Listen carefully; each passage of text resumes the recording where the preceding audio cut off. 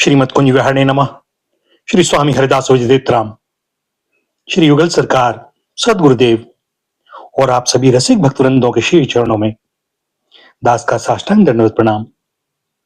आज श्रीमद् भागवत महापुराण के अष्टम स्कंद के अंतर्गत 10वां अध्याय देवासुर संग्राम। श्री सुखदेव जी कहते हैं, परीक्षित, यद्यपि दानव और दैत्यों ने बड़ी सावधानी से समुद्र मंथन की चेष्टा की थी, फिर भी भगवान से विमुख होने के कारण उन्हें अमृत की प्राप्ति नहीं हुई। राजन, भगवान ने समुद्र को मत कर अमृत निकाला और अपने निर्जन देवताओं को पिला दिया। फिर सबके देखते देखते वे गरुड़ पर सवार हुए और वहां से चले गए। जब दैत्यों ने देखा कि हमारे शत्रुओं को तो बड़ी सफलता मिली, तब वे उनकी बढ़ती सह न सके। उन्होंने तुरंत अपने हथियार उठाए और देवताओं पर धावा बोल दिया। इधर देवताओं ने एक तो अमृत पीकर विशेष शक्ति प्राप्त कर ली थी और दूसरे उन्हें भगवान के श्री चरण कमलों का आश्रय था ही। बस वे भी अपने शस्त्र शस्त्रों से सुसज्जित हो दैत्यों से भिड़ गए। परीक्षित, क्षीर सागर के तट पर बड़ा ही रोमांचकारी और अत्यंत भयंकर संग्राम हुआ। देवता और दैत्यों की वह घमासान लड़ाई ही देवासुर संग्राम के नाम से कही जाती है। दोनों ही एक दूसरे के प्रबल शत्रु हो रहे थे। दोनों ही क्रोध से भरे हुए थे।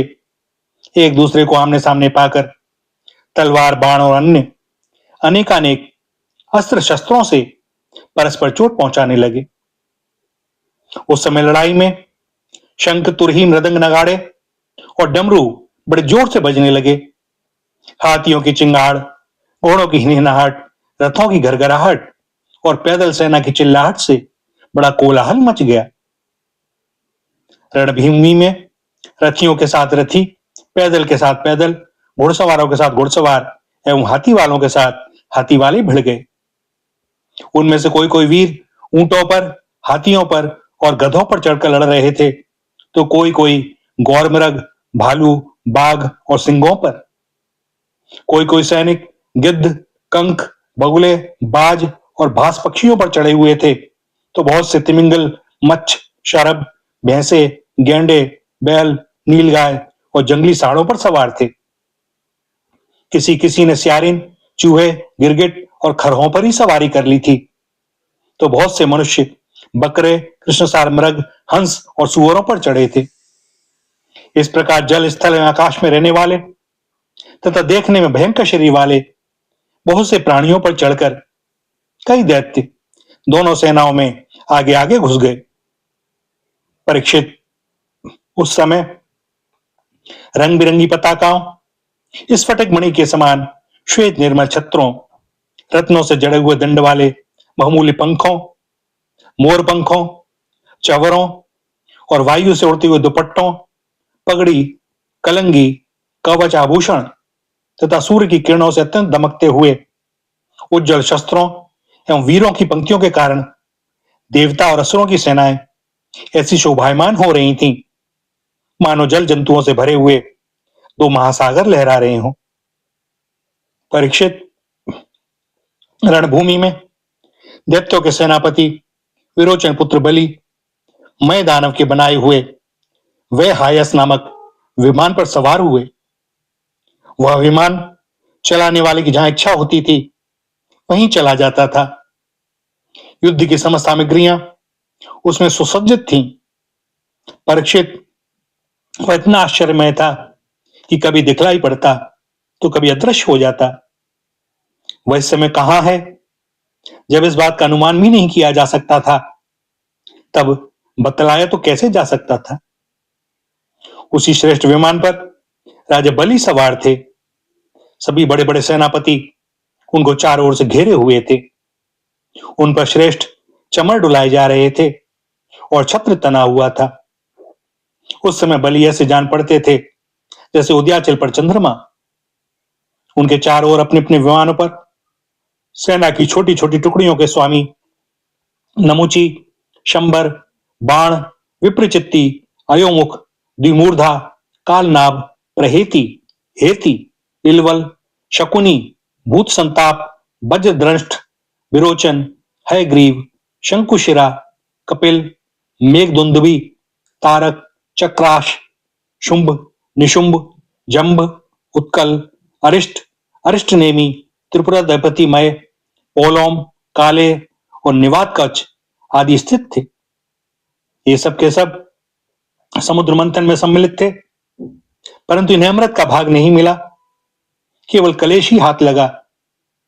इन सब असुरों ने एक नहीं अनेक बार युद्ध में देवताओं को पराजित किया था, इसलिए वे बड़े उत्साह से सिंहनाद करते हुए अपने घोर स्वर वाले शंख बजाने लगे। इंद्र ने देखा कि हमारे शत्रुओं का मन बढ़ रहा है, ये मदोन्मत्त हो रहे हैं, तब उन्हें बड़ा क्रोध आया। वे अपने वाहन हैरावत नामक दिग्गज पर सवार हुए। उसके कपोलों से मद बह रहा था, इसलिए इंद्र की ऐसी शोभा हुई मानो भगवान सूर्य उदयाचल पर आरूढ़ हों और उससे अनेकों झरने बह रहे हों।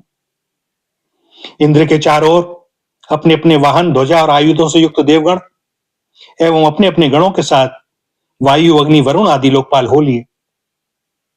दोनों सेनाएं आमने सामने खड़ी हो गईं। दो दो की जोड़ियां बनाकर वे लोग लड़ने लगे। कोई आगे बढ़ रहा था तो कोई नाम ले लेकर ललकार रहा था। कोई कोई मर्म भेदी वचनों के द्वारा अपने प्रतिद्वंदी को धिक्कार रहा था। बलि इंद्र से, स्वामी कार्तिक तारकासुर से, वरुण हेती से और मित्र प्रहेती से भिड़ गए। यमराज कालनाभ से, विश्वकर्मा मय से, शंबरासुर त्वष्टा से और सविता विरोचन से लड़ने लगे। नमुची अपराजित से, अश्वनी कुमार वृषपर्वा से तथा सूर्यदेव बलि के बाण आदि 100 पुत्रों से युद्ध करने लगे। राहु के साथ चंद्रमा और पुलोमा के साथ वायु का युद्ध हुआ। भद्रकाली देवी निशुंभ और शुंभ पर झपट पड़ी।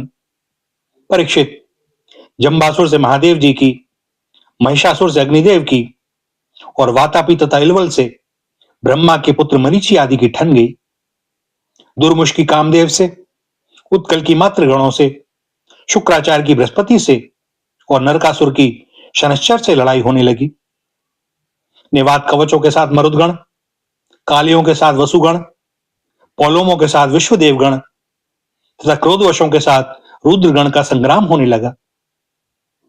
इस प्रकार असुर और देवता रणभूमि में द्वंद्व युद्ध और सामूहिक आक्रमण द्वारा एक दूसरे से भिड़कर परस्पर विजय की इच्छा से उत्साहपूर्वक तीखे तलवार और भालों से प्रहार करने लगे। वे तरह तरह से युद्ध कर रहे थे। भुशुंडी, चक्र, गदा, रिष्टि, पट्टिश, शक्ति, उल्मुख, प्रास, फरसा, तलवार, भाले, मुदगर, परिघ और भिंदीपाल से एक दूसरे का सिर काटने लगे। उस समय अपने सवारों के साथ हाथी, घोड़े, रथ आदि अनेकों प्रकार के वाहन और पैदल सेना छिन्न भिन्न होने लगी। किसी की भुजा, किसी की जंघा, किसी की गर्दन और किसी के पैर कट गए, तो किसी किसी की ध्वजा, धनुष, कवच और आभूषण ही टुकड़े टुकड़े हो गए। उनके चरणों की धमक और रथ के पहियों की रगड़ से पृथ्वी खुद गई। उस समय रणभूमि से ऐसी प्रचंड धूल उठी कि उसने दिशा, आकाश और सूर्य को भी ढक दिया। परंतु थोड़ी देर में रक्त की धारा से भूमि आप्लावित हो गई और कहीं धूल का नाम भी न रहा। तदंतर लड़ाई का मैदान कटे हुए सिरों से भर गया। किसी के मुकुट और कुंडल गिर गए थे, तो किसी की आंखों से क्रोध की मुद्रा प्रकट हो रही थी। किसी किसी ने अपने दांतों से होठ दबा रखा था। बहुतों की आभूषण और शस्त्रों से सुसज्जित लंबी लंबी भुजाएं कटकर गिरी हुई थीं और बहुतों की मोटी मोटी जांघें कटी हुई पड़ी थी। इस प्रकार वह रणभूमि बड़ी भीषण दिखाई दे रही थी। तब वहां बहुत से धड़ अपने कटकर गिरे हुए सिरों के नेत्रों से देखकर हाथों में हथियार उठा वीरों की ओर दौड़ने और उछलने लगे। राजा बलि ने 10 बाण इंद्र पर, 3 उनके वाहन ऐरावत पर चार ऐरावत के चार चरण रक्षकों पर और एक मुख्य महावत पर इस प्रकार कुल 18 बाण छोड़े। इंद्र ने देखा कि बलि के बाण तो हमें घायल करना ही चाहते हैं। तब उन्होंने बड़ी फुर्ती से उतने ही तीखे भल्ल नामक बाणों से उनको वहां तक पहुंचने के पहले ही हंसते हंसते काट डाला। इंद्र की यह प्रशंसनीय फुर्ती देखकर राजा बलि और भी चिढ़ गए। उन्होंने एक बहुत बड़ी शक्ति, जो बड़ी भारी लूके के समान जल रही थी, उठाई, किंतु अभी वह उनके हाथ में ही थी, छूटने भी न पाई थी कि इंद्र ने उसे भी काट डाला। इसके बाद बलि ने एक के पीछे एक क्रमशः शूल, प्रास, तोमर और शक्ति उठाई, परंतु वे जो जो शस्त्र हाथ में उठाते, इंद्र उन्हें टुकड़े टुकड़े कर डालते। इस हस्तलाघव से इंद्र का ऐश्वर्य और भी चमक उठा। परीक्षित, अब इंद्र की फुर्ती से घबराकर पहले तो बलि अंतर ध्यान हो गए, फिर उन्होंने आसुरी माया की सृष्टि की। तुरंत ही देवताओं की सेना के ऊपर एक पर्वत प्रकट हुआ। उस पर्वत से दावाग्नि से जलते हुए वृक्ष और टांकी जैसी तीखी धार वाली शिखरों के साथ नुकीली शिलाएं गिरने लगी। इससे देवताओं की सेना चकनाचूर होने लगी। तत्पश्चात बड़े बड़े सांप, दंदशूक, बिच्छू और अन्य विषैले जीव उछल उछलकर काटने और डंक मारने लगे। सिंह, बाघ और सुअर देवसेना के बड़े बड़े हाथियों को फाड़ने लगे। परीक्षित, हाथों में शूल लिए मारो काटो इस प्रकार चिल्लाती हुई सैकड़ों नंग धड़ंग राक्षसियां और राक्षस भी वहां प्रकट हो गए। कुछ ही क्षण बाद आकाश में बादलों की घनघोर घटाएं मंडराने लगी। उनके आपस में टकराने से बड़ी गहरी और कठोर गर्जना होने लगी। बिजलियां चमकने लगी और आंधी के झकझोरने से बादल अंगारों की वर्षा करने लगे। दैत्यराज बलि ने प्रलय की अग्नि के समान बड़ी भयानक अग्नि की सृष्टि की। वह बात की बात में वायु की सहायता से देवसेना को जलाने लगी। थोड़ी देर में ऐसा जान पड़ा कि प्रबल आंधी के थपोड़ों से समुद्र में बड़ी बड़ी लहरें और भयानक भंवर उठ रहे हैं और वह अपनी मर्यादा छोड़कर चारों ओर से देवसेना को घेरता हुआ उमड़ा आ रहा है।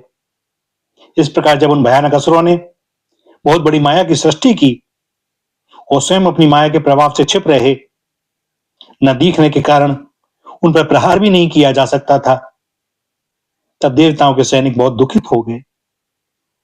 परीक्षित, इंद्र आदि देवताओं ने उनकी माया का प्रतिकार करने के लिए बहुत कुछ सोचा विचारा, परंतु उन्हें कुछ न सूझा। तब उन्होंने विश्व के जीवनदाता भगवान का ध्यान किया और ध्यान करते ही वे वहीं प्रकट हो गए। बड़ी ही सुंदर झांकी थी। गरुड़ के कंधे पर उनके चरण कमल विराजमान थे। नवीन कमल के समान बड़े ही कोमल नेत्र थे। पीतांबर धारण किए हुए थे। 8 भुजाओं में 8 आयुध, गले में कौस्तुभ मणि, मस्तक पर अमूल्य मुकुट और कानों में कुंडल झिलमिला रहे थे। देवताओं ने अपने नेत्रों से भगवान की इस छवि का दर्शन किया। परम पुरुष परमात्मा के प्रकट होते ही उनके प्रभाव से असुरों की वह कपट भरी माया विलीन हो गई। ठीक वैसे ही जैसे जाग जाने पर स्वप्न की वस्तुओं का पता नहीं चलता, ठीक ही है भगवान की स्मृति समस्त विपत्तियों से मुक्त कर देती है। इसके बाद कालनेमी दैत्य ने देखा कि लड़ाई के मैदान में गरुड़ वाहन भगवान आ गए हैं। तब उसने अपने सिंह पर बैठे ही बैठे बड़े वेग से उनके ऊपर एक त्रिशूल चलाया। वह गरुड़ के सिर पर लगने ही वाला था कि खेल खेल में भगवान ने उसे पकड़ लिया और उसी त्रिशूल से उसके चलाने वाले कालनेमी दैत्य तथा उसके वाहन को मार डाला। माली और सुमाली 2 दैत्य बड़े बलवान थे। भगवान ने युद्ध में अपने चक्र से उनके सिर भी काट डाले और वे निर्जीव होकर गिर पड़े। तदंतर माल्यवान ने अपनी प्रचंड गदा से गरुड़ पर बड़े वेग के साथ प्रहार किया, परंतु गर्जना करते हुए माल्यवान के प्रहार करते न करते भगवान ने चक्र से उसके सिर को धड़ से अलग कर दिया। भैया यहाँ 10वां अध्याय समाप्त होता है और 11वां आरंभ। देवासुर संग्राम की समाप्ति। श्री सुखदेव जी कहते हैं, परीक्षित, परम पुरुष भगवान के हेतु की कृपा से देवताओं की घबराहट जाती रही, उनमें नवीन उत्साह का संचार हो गया। पहले इंद्र, वायु आदि देवगण रणभूमि में जिन जिन दैत्यों से आहत हुए थे, उन्हीं के ऊपर अब वे पूरी शक्ति से प्रहार करने लगे। परम ऐश्वर्यशाली इंद्र ने बलि से लड़ते लड़ते जब उन पर क्रोध करके वज्र उठाया, तब सारी प्रजा में हाहाकार मच गया। बलि अस्त्र शस्त्र से सुसज्जित होकर बड़े उत्साह से युद्ध भूमि में बड़ी निर्भयता से डटकर विचर रहे थे। उनको अपने सामने ही देखकर हाथ में वज्र लिए हुए इंद्र ने उनका तिरस्कार करके कहा, मूर्ख, जैसे नट बच्चों की आंखें बांधकर अपने जादू से उनका धन ऐंठ लेता है, वैसे ही तू माया की चालों से हम पर विजय प्राप्त करना चाहता है। तुझे पता नहीं कि हम लोग माया के स्वामी हैं, वो हमारा कुछ नहीं बिगाड़ सकती। जो मूर्ख माया के द्वारा स्वर्ग पर अधिकार करना चाहते हैं और उसको लांघकर ऊपर के लोकों में भी धाक जमाना चाहते हैं, उन लुटेरे मूर्खों को मैं उनके पहले स्थान से भी नीचे पटक देता हूं। ना समझ, तूने माया की बड़ी बड़ी चालें चली हैं। देख, आज मैं अपने 100 धार वाले वज्र से तेरा सिर धड़ से अलग किए देता हूं। तू अपने भाई बंधु के साथ जो कुछ कर सकता हो करके देख ले। बलि ने कहा, इंद्र, जो लोग काल शक्ति की प्रेरणा से अपने कर्म के अनुसार युद्ध करते हैं, उन्हें जीत या हार, यश या अपयश अथवा मृत्यु मिलती ही है। इसी से ज्ञानी जन इस जगत को काल के अधीन समझकर न तो विजय होने पर हर्ष से फूल उठते हैं और न तो अपकीर्ति, हार अथवा मृत्यु के शोक के ही वशीभूत होते हैं। तुम लोग इस तत्व से अनभिज्ञ हो। तुम लोग अपने को जय पराजय आदि का कारण कर्ता मानते हो, इसलिए महात्माओं की दृष्टि से तुम शोचनीय हो। हम तुम्हारे मर्मस्पर्शी वचन को स्वीकार ही नहीं करते, फिर हमें दुख क्यों होने लगा। श्री सुखदेव जी कहते हैं, वीर बलि ने इंद्र को इस प्रकार फटकारा। बलि की फटकार से इंद्र को झेप गए। तब तक वीरों का मान मर्दन करने वाले बलि ने अपने धनुष को कान तक खींच खींच कर बहुत से बाण मारे। सत्यवादी देवशत्रु बलि ने इस प्रकार इंद्र का अत्यंत तिरस्कार किया। अब तो इंद्र अंकुश से मारे हुए हाथी की तरह और भी चिढ़ गए। बलि का आक्षेप वे सहन न कर सके। शत्रुघाती इंद्र ने बलि पर अपने अमोघ वज्र का प्रहार किया। उसकी चोट से बलि पंख कटे हुए पर्वत के समान अपने विमान के साथ पृथ्वी पर गिर पड़े। बलि का एक बड़ा हितैषी और घनिष्ठ मित्र जंबासुर था। अपने मित्र के गिर जाने पर भी उनको मारने का बदला लेने के लिए वह इंद्र के सामने आ खड़ा हुआ। सिंह पर चढ़कर वह इंद्र के पास पहुंच गया और बड़े वेग से अपनी गदा उठाकर उनके हंसली पर प्रहार किया। साथ ही उस महाबली ने ऐरावत पर भी एक गदा जमाई। गदा की चोट से ऐरावत को बड़ी पीड़ा हुई। उसने व्याकुलता से घुटने टेक दिए और फिर मूर्छित हो गया। उसी समय इंद्र का सारथी मातली 1000 घोड़ों से जुता हुआ रथ ले आया और शक्तिशाली इंद्र ऐरावत को छोड़कर तुरंत रथ पर सवार हो गए। दानव श्रेष्ठ जंब ने रणभूमि में मातली के इस काम की बड़ी प्रशंसा की और मुस्कुराकर चमकता हुआ त्रिशूल उसके ऊपर चलाया। मातली ने धैर्य के साथ इस असह्य पीड़ा को सह लिया। तब इंद्र ने क्रोधित होकर अपने वज्र से जंब का सिर काट डाला। देवर्षि नारद से जंबासुर की मृत्यु का समाचार जानकर उसके भाई बंधु नमुची, बल और पाक झटपट रणभूमि में आ पहुंचे। अपने कठोर और मर्मस्पर्शी वाणी से उन्होंने इंद्र को बहुत कुछ बुरा भला कहा और जैसे बादल पहाड़ पर मूसलाधार पानी बरसाते हैं, वैसे ही उनके ऊपर बाणों की झड़ी लगा दी। बल ने बड़े हस्त लगाव से एक साथ ही 1000 बाण चलाकर इंद्र के 1000 घोड़ों को घायल कर दिया। पाक ने 100 बाणों से मातुली को और 100 बाणों से रथ के एक एक अंग को छेद डाला। युद्ध भूमि में यह बड़ी अद्भुत घटना हुई कि एक ही बार इतने बाण उसने चढ़ाए और चलाए। नमुची ने बड़े बड़े 15 बाणों से जिनमें सोने के पंख लगे हुए थे, इंद्र को मारा और युद्ध भूमि में वह जल से भरे बादल के समान गरजने लगा। जैसे वर्षा काल के बादल सूर्य को ढक लेते हैं, वैसे ही असुरों ने बाणों की वर्षा से इंद्र और उनके रथ तथा सारथी को चारों ओर से ढक दिया। इंद्र को न देखकर देवता और उनके अनुचर अत्यंत विह्वल होकर रोने चिल्लाने लगे। एक तो शत्रुओं ने उन्हें हरा दिया था और दूसरे अब उसका कोई सेनापति न रह गया था। उस समय देवताओं की ठीक वैसी ही अवस्था हो रही थी जैसे बीच समुद्र में नाव टूट जाने पर व्यापारियों की होती है।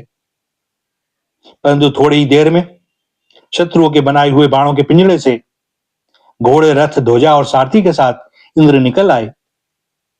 जैसे प्रातःकालीन सूर्य अपनी किरणों से दिशा, आकाश और पृथ्वी को चमका देते हैं, वैसे ही इंद्र के तेज से सब के सब जगमगा उठे। वज्रधारी इंद्र ने देखा कि शत्रुओं ने रणभूमि में हमारी सेना को रौंद डाला है। तब उन्होंने बड़े क्रोध से शत्रु को मार डालने के लिए वज्र से आक्रमण किया। परीक्षित उस 8 धार वाले पहने वज्र से उन दैत्यों के भाई बंधुओं को भी भयभीत करते हुए उन्होंने बल और पाक के सिर काट लिए। परीक्षित अपने भाइयों को मरा हुआ देखकर नमुची को बड़ा शौक हुआ। वह क्रोध के कारण आपे से बाहर होकर इंद्र को मार डालने के लिए जी जान से प्रयास करने लगा। इंद्र, अब तुम बच नहीं सकते। इस प्रकार ललकारते हुए वह एक त्रिशूल उठाकर इंद्र पर झपट पड़ा। वह त्रिशूल फौलाद का बना हुआ था, सोने के आभूषणों से विभूषित था और उसमें घंटे लगे हुए थे। नमुची ने क्रोध के मारे सिंह के समान गरज कर इंद्र पर त्रिशूल चला दिया। परीक्षित, इंद्र ने देखा कि त्रिशूल बड़े वेग से मेरी ओर आ रहा है। उन्होंने अपने बाणों से आकाश में ही उसके हजारों टुकड़े कर दिए और इसके बाद देवराज इंद्र ने बड़े क्रोध से उसका सिर काट लेने के लिए उसकी गर्दन पर वज्र मारा। यद्यपि इंद्र ने बड़े वेग से वह वज्र चलाया था, परंतु उस यशस्वी वज्र से उसके चमड़े पर खरोंच तक नहीं आई। यह बड़ी आश्चर्यजनक घटना हुई कि जिस वज्र ने महाबली वृत्तासुर का शरीर टुकड़े टुकड़े कर डाला था, नमुचे की गले की त्वचा ने उसका तिरस्कार कर दिया। जब वज्र नमुची का कुछ ना बिगाड़ सका, तब इंद्र उससे डर गए। वे सोचने लगे कि दैवयोग से संसार भर को संशय में डालने वाली यह कैसी घटना हो गई। पहले युग में जब ये पर्वत पांखों से उड़ते थे और घूमते फिरते भार के कारण पृथ्वी पर गिर पड़ते थे, तब प्रजा का विनाश होते देखकर इसी वज्र से मैंने उन पहाड़ों की पाखें काट डाली थी। त्वष्टा की तपस्या का सार ही वृत्तासुर के रूप में प्रकट हुआ था, उसे भी मैंने इसी वज्र के द्वारा काट डाला था। और भी अनेकों दैत्य जो बहुत बलवान थे और किसी अस्त्र शस्त्र से जिनके चमड़े को भी चोट नहीं पहुंचाई जा सकी थी, इसी वज्र से मैंने मृत्यु के घाट उतार दिए थे। वही मेरा वज्र मेरे प्रहार करने पर भी इस तुच्छ असुर को न मार सका, अतः अब मैं इसे अंगीकार नहीं कर सकता। यह ब्रह्म तेज से बना है तो क्या हुआ, अब तो निकम्मा हो चुका है। इस प्रकार इंद्र विषाद करने लगे। उसी समय आकाशवाणी हुई, यह दानव न तो सूखी वस्तु से मर सकता है न गीली से। इसे मैं वर दे चुका हूं कि सूखी या गीली वस्तु से तुम्हारी मृत्यु न होगी। इसलिए इंद्र, इस शत्रु को मारने के लिए अब तुम कोई दूसरा उपाय सोचो। उस आकाशवाणी को सुनकर देवराज इंद्र बड़ी एकाग्रता से विचार करने लगे। सोचते सोचते उन्हें सूझ गया कि समुद्र का फेन तो सूखा भी है और गीला भी, इसलिए न तो इसे सूखा कह सकते हैं और न गीला। अतः इंद्र ने उस न सूखे और न गीले समुद्री फेन से नमुची का सिर काट डाला। उस समय बड़े बड़े ऋषि मुनि भगवान इंद्र पर पुष्पों की वर्षा और उनकी स्तुति करने लगे। गंधर्व शिरोमणि विश्वावसु तथा परावसु गान करने लगे। देवताओं की दुंदुभियां बजने लगीं और नर्तकियां आनंद से नृत्य करने लगीं। इसी प्रकार वायु, अग्नि, वरुण आदि दूसरे देवताओं ने भी अपने अस्त्र शस्त्रों से विपक्षियों को वैसे ही मार गिराया जैसे सिंह हरणों को मार डालते हैं। परीक्षित, इधर ब्रह्मा जी ने देखा कि दानवों का तो सर्वथा नाश हुआ जा रहा है। तब उन्होंने देवर्षि नारद को देवताओं के पास भेजा और नारद जी ने वहां जाकर देवताओं को लड़ने से रोक दिया। नारद जी ने कहा, देवताओं, भगवान की भुजाओं की छत्र छाया में रहकर आप लोगों ने अमृत प्राप्त कर लिया है और लक्ष्मी जी ने भी अपनी कृपा कोर से आपकी अभिवृद्धि की है, इसलिए आप लोग अब लड़ाई बंद कर दें। श्री सुखदेव जी कहते हैं, देवताओं ने देवर्षि नारद की बात मानकर अपने क्रोध के वेग को शांत कर लिया और फिर वे सब के सब अपने लोक स्वर्ग को चले गए। उस समय देवताओं के अनुचर उनके यश का गान कर रहे थे। युद्ध में बचे हुए दैत्यों ने देवर्षि नारद की सम्मति से वज्र की चोट से मरे हुए बलि को लेकर अस्ताचल की यात्रा की। वहां शुक्राचार्य ने अपनी संजीवनी विद्या से उन असुरों को जीवित कर दिया जिनके गर्दन आदि अंग कटे नहीं थे, बच गए थे। शुक्राचार्य के स्पर्श करते ही बलि की इंद्रियों में चेतना और मन में स्मरण शक्ति आ गई। बलि यह बात समझते थे कि संसार में जीवन मृत्यु, जय पराजय आदि उलटफेर होते ही रहते हैं, इसलिए पराजित होने पर भी उन्हें किसी प्रकार का खेद नहीं हुआ। भैया, यहाँ अष्टम स्कंद का 11वां अध्याय समाप्त होता है और दास को अनुमति दें आज के लिए वाणी को विराम देने की। आगे फिर जैसी उनकी जो इच्छा। श्री राधा, श्री राधा, श्री राधा।